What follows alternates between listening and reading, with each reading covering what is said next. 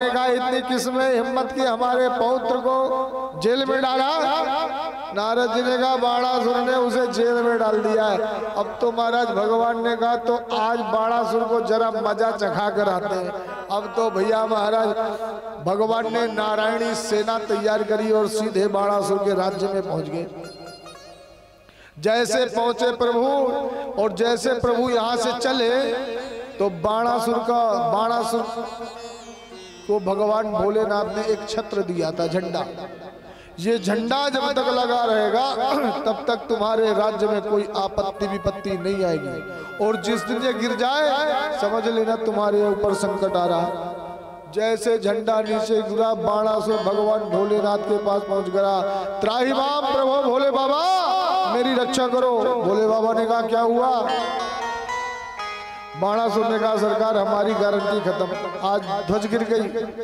भोले बाबा ने कही चिंता मत कर, तुम हमारे चेला हो और गुरु मेहरबान तो चेला पहलवान। जाओ चादर तान के सो जाओ, हम तुम्हारे द्वारपाल बने खड़े, कोई आएगा तो पहले हमसे टकराना होगा। इधर भोले बाबा द्वार पर खड़े हो गए, इधर द्वारिकाधीश आए, और जैसे द्वारिकाधीश प्रभु ने भोले बाबा को देखा, भोले बाबा ने द्वारिकाधीश प्रभु को देखा, द्वारिकाधीश ने प्रभु बोल पड़े भोले बाबा प्रणाम, आप यहाँ कैसे? भोले बाबा बोले अरे सरकार प्रणाम, पर आप कैसे यहाँ?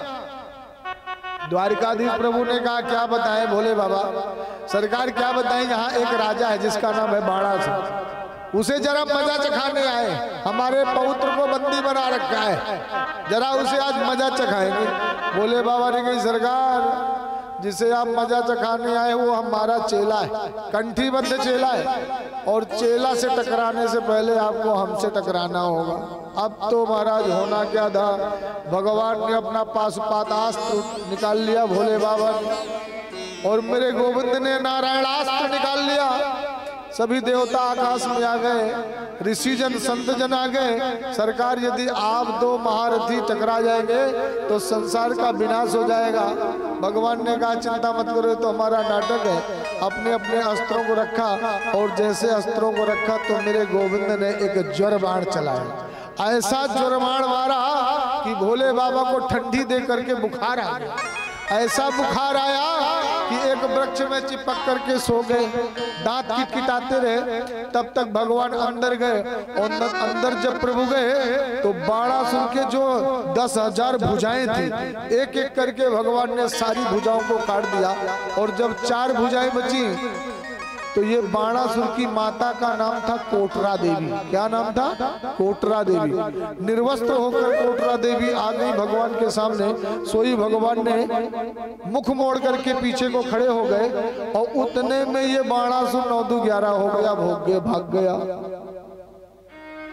जैसे भगा उसी समय भगवान भोले बाबा आ गए। भोले बाबा ने कही द्वारकाधीश प्रभु सरकार चेला तो अपना ये छोड़ दीजिए ना, माफ कर दीजिए।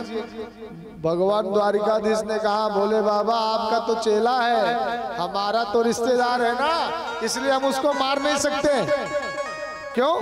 आपका कौन सा रिश्ता है?